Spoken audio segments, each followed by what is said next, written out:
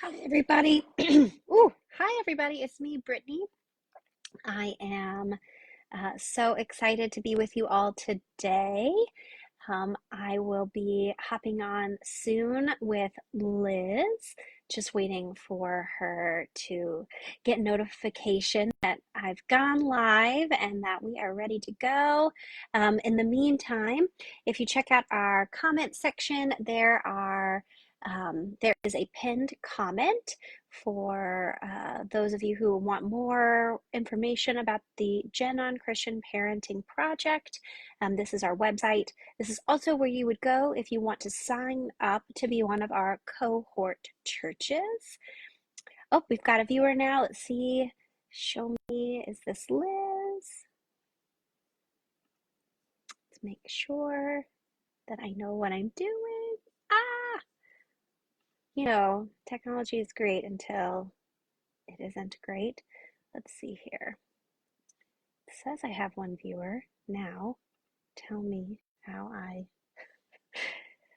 get to her. Okay.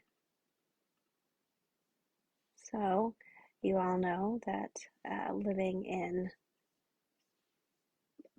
pandemic world means that we've all gotten used to technology, but it also means that sometimes when you think you have a great plan, it doesn't work exactly the way you think it will. Okay, it's telling me that you are here.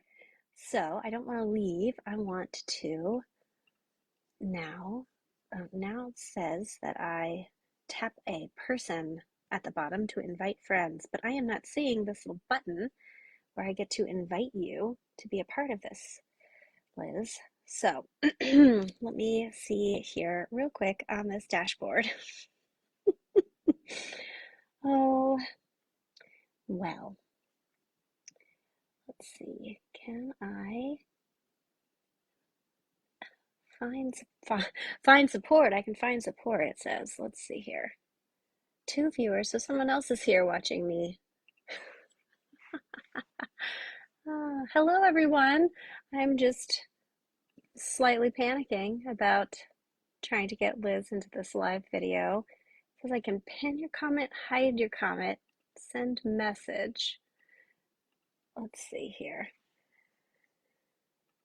But it's not telling me anything at all about who I can see. This is so weird. This has never happened before.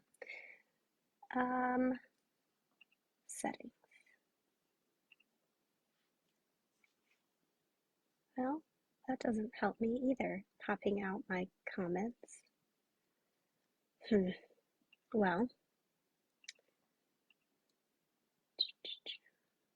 I don't want to block people from seeing us. Event log? No. Well, Liz, I don't think there's anything to do. I'm going to see if, let's see here. Stream key. Nope, not doing that. You know what? We're just going to do this modified because I'm not finding a way to get Liz into this.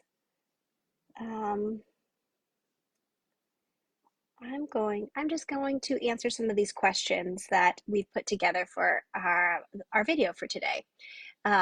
Originally, we were going to talk to each other, and Liz was going to tell us a little bit about her and Gen On and why Gen On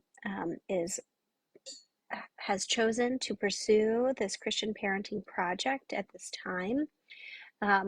Liz, what I know about her is that she is just the dearest, kindest person and loves church and loves people. And so there has always been a connection for Liz to Logos ministry and intergenerational ministry and Gen On. She was a coordinator at a local church, and she had Logos as a part of her ministry there, and then she became a trainer, and now she is the executive director of this incredible organization that I'm so pleased to get to be a part of. Genon has always been about relationship building. Christ-centered relationships is featured prominently on things, as well as I am a child of God and I deserve to be treated that way, slash, you are a child of God and you deserve to be treated that way.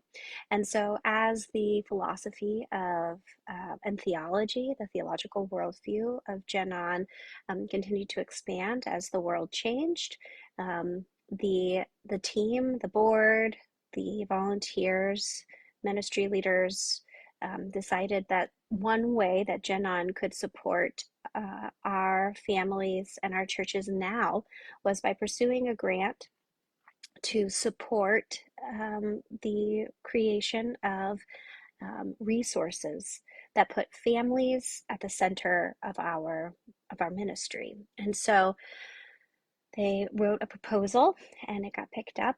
The proposal has three parts. The the focus is on parents and caregivers and grandparents. Any adult who loves and cares for children is considered to be a part of that category.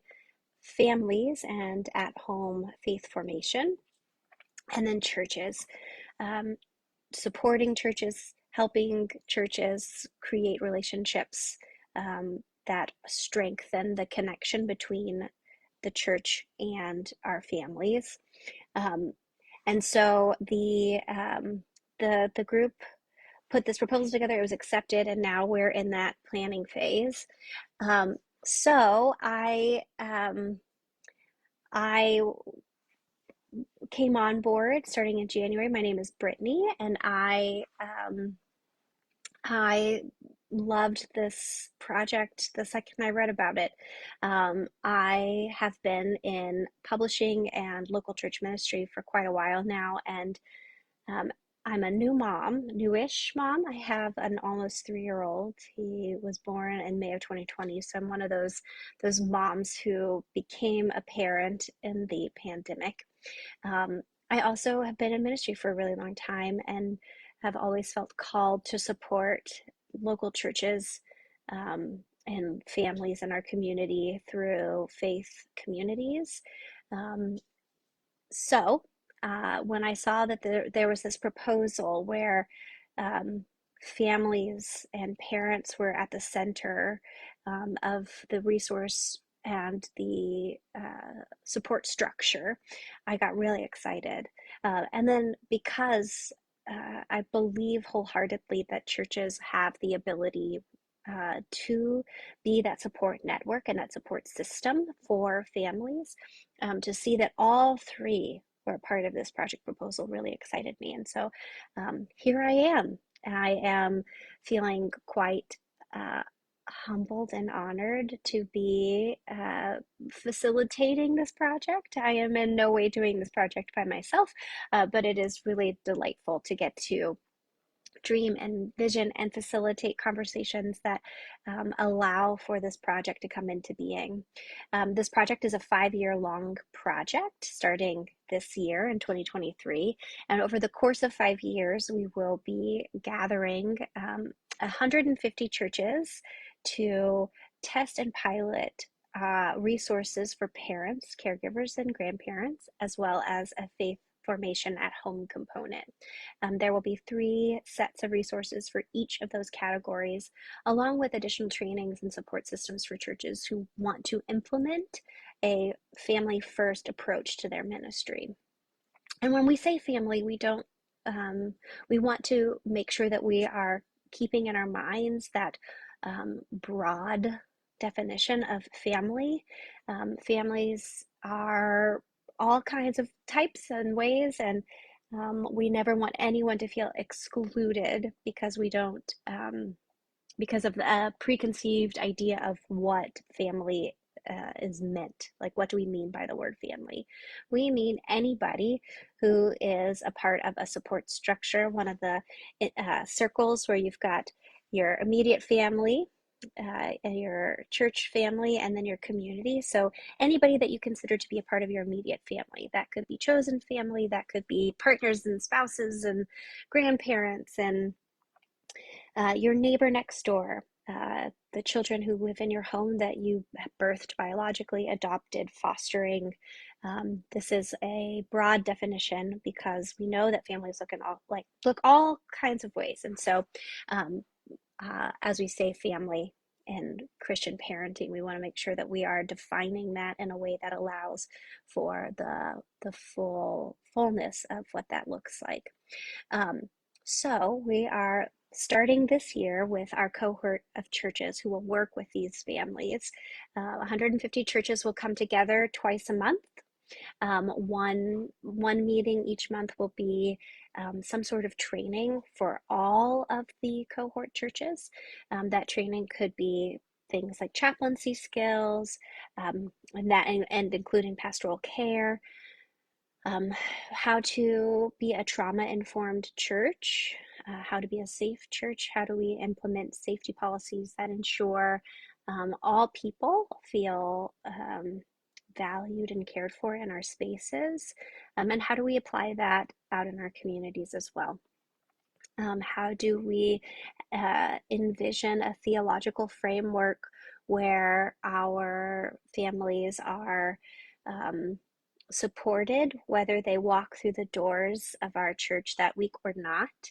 Um, Questioning our assumptions about Christian education and spiritual formation. Why do we believe that Sunday school is the right way to form and create um, disciples? How do we create more ways in our menu of options for families, children, and adolescents to have relationships with each other and with God? Um, so working through some of that, the thing I'm most excited about for those training sessions over the next several months is writing a new story together for what spiritual formation looks like.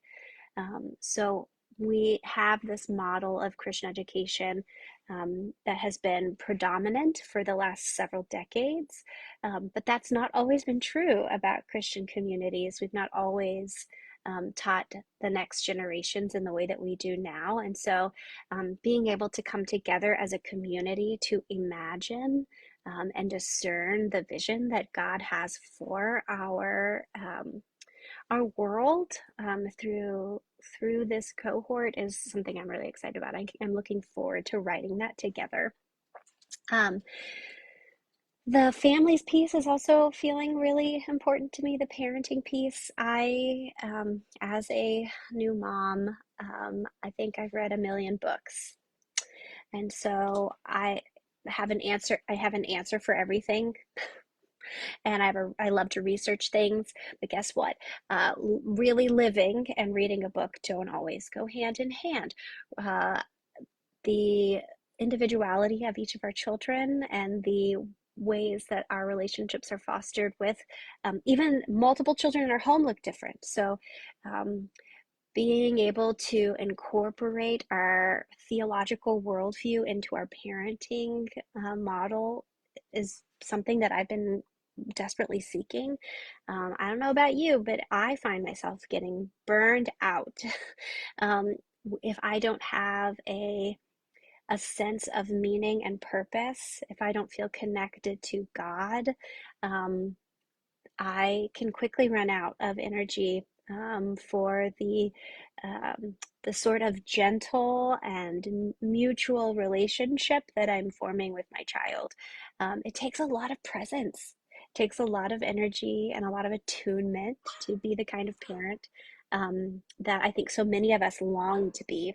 And so to create resources that really support those sorts of relationships across generations, across um, across the age spectrum as our children grow. So those are really kind of forming in my mind as a comprehensive set. 0 to 13 for sure during our grant period, but I imagine that we will continue to grow that library of tips, spiritual practices to remind us to breathe and feel connected to our higher power as we do this incredible job of leaning into the call of parenting. Um, And then families. So during the pandemic, I think a lot of us tried out a bunch of different things to support families who were unable to gather in person. Um, and some of those things really worked, some of those things didn't work. But what we are continuing to see is this pattern of families feeling connected to to church communities, even if they aren't participating on a weekly basis. Most come once every 4 to 6 weeks, and they feel very connected to their church. They have positive feelings about that. And so, finding ways to lean into intentional community and create a support network around these families who feel connected to us that we may not always see.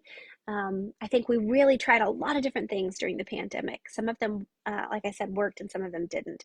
What we know from some of our preliminary research is that things that have asynchronous, so you can choose when you do them, and synchronous, so when everybody comes together, a program that has both is really helpful and seems to work better than just purely dropping something off with a family and hoping they do it on their own, or expecting them to participate in a live option every time you gather. So we're thinking through what that looks like, but my in my mind, it's a digital toolbox that uses some of the language around what it looks like to be a follower of Jesus. So, a follower of Jesus is compassionate and generous and grateful and respectful of a diverse group of people and living beings, some creation care. I mean, there are so many ways that we could take this, but that would be a whole toolbox that allows families to incorporate simple spiritual practices as a family unit. One of the things that I have loved about Janan for as long as I've been aware of this organization is its intentional intergenerational focus. Nobody gets left out, no matter their age. As a children's pastor, I often felt like the kids I ministered with and alongside and to, we were not always fully incorporated in the body of Christ in our congregation. And so Gen On, while it is not just for children, it is for anybody who comes together, does a great job of making sure that anybody who comes together, from our youngest to our oldest, feel like they are connected both to God and to each other and growing in their faith alongside each other. And so the family pieces will all do that. That philosophy will be carried through everything we do. As you can tell, I'm very excited about this project. One of the questions that we keep getting is, what sorts of churches and ministry leaders are you looking for to apply to be a cohort church? And I want to make sure that nobody feels like, well, I'm just too small, or I don't have enough time. They're not going to be interested in me, and that is not true. There are no size requirements. The time requirement I'm trying to keep as at a minimum. So in the beginning, it'll be 2 hours a month, where you would gather once to do those trainings as I was talking about, and then I forgot because my brain went on. 1 hour a month where we gather in regional cohorts so that we can process that information in a more contextualized way. So for the next several months, it will be 2 hours a month to doing training, and probably 1 or 2 hours additional where you would recruit families from your congregation and possibly community, depending on what sort of setup your congregation is in, um, and help us gather contact information for those families so that we can begin doing some surveys. My goal is to never have that hour per month, those hours per month, go over 5. Lots of communicating. My hope is that these tools will be easy to implement into your family ministry. So if you have that amount of time that you can set aside to be a participant, then you're golden.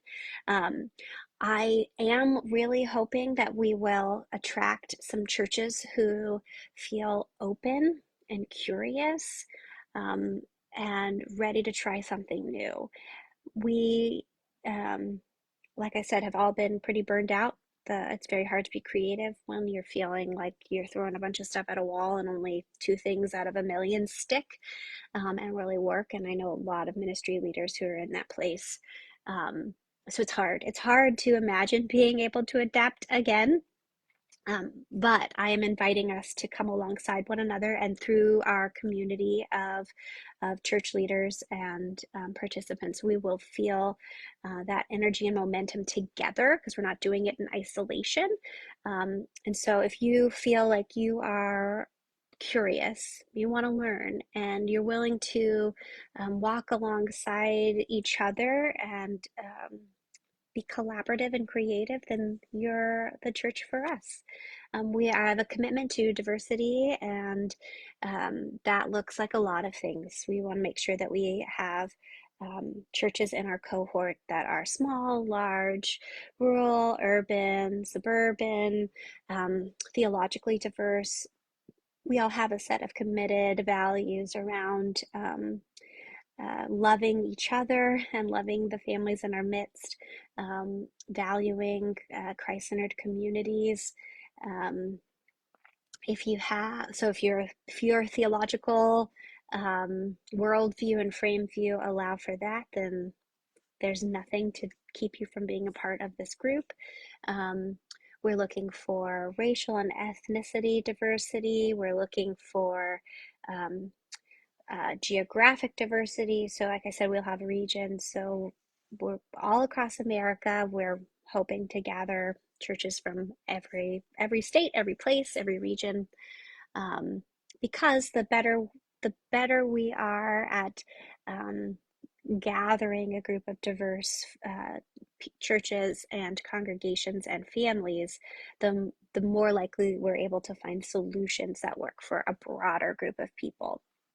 So um, don't let size, a lot of the time it's the size question. Don't let size, uh, your fear of being too small, keep you from applying and letting us know that you're interested. Um, because I think in some ways for this project, some of our smaller and medium-sized churches are actually, they can have an advantage because they are able to form relationships in a way that sometimes is hard for large churches. I was in a very large church in Oklahoma, and it felt like I was in a congregation within a congregation within a congregation. And so, anyway, size does not limit you. What is expected of the cohort churches is one of the questions that I keep getting. And again, it's like coming with an open and curious mind, um, participating in our trainings as we prepare, gathering families to participate, being in connection with them along the way. I'm not going to prescribe a specific way that you must be in communication and community with your families, but some suggestions would be um, open office hours over Zoom every week, a monthly dinner where all of the parents and caregivers who are participating gather together and talk about what's working and what's not working, and gives you opportunities to learn more about each of these individuals' lives, what they need, what's going on. Um, so being in contact with churches along, or with churches, being in contact with families along the way, and then there will be an in-person gathering in 2024 for all of our cohort churches.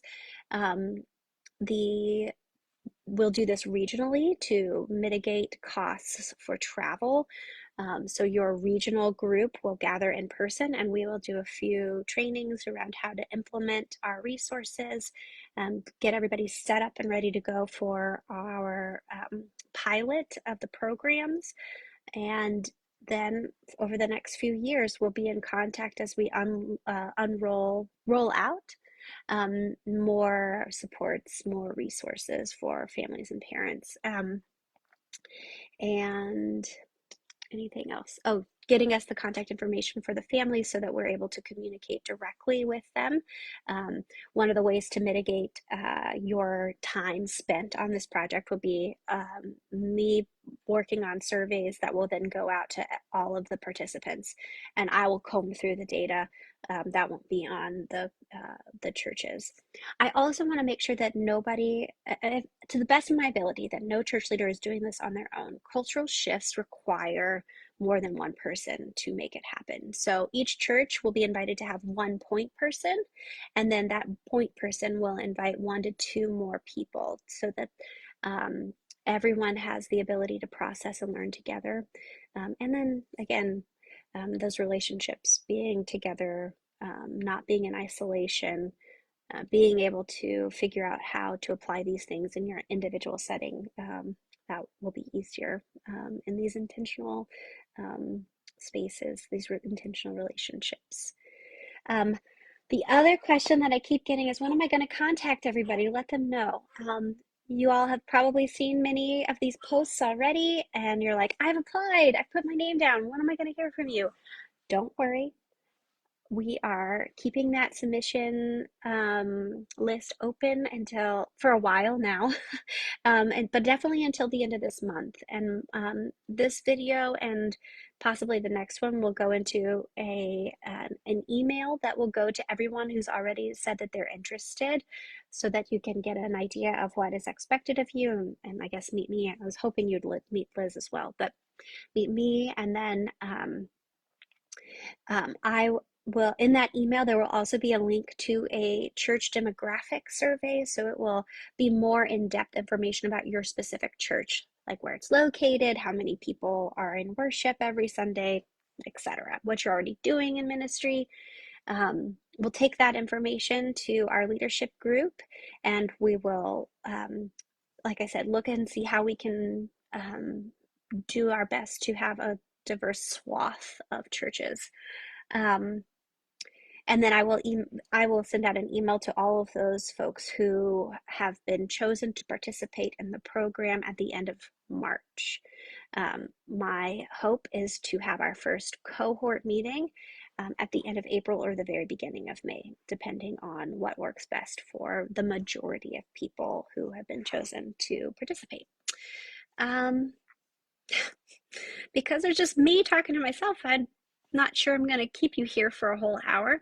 Um, I am just so eternally grateful to be a part of this organization and ministry, and to see where God is leading all of us.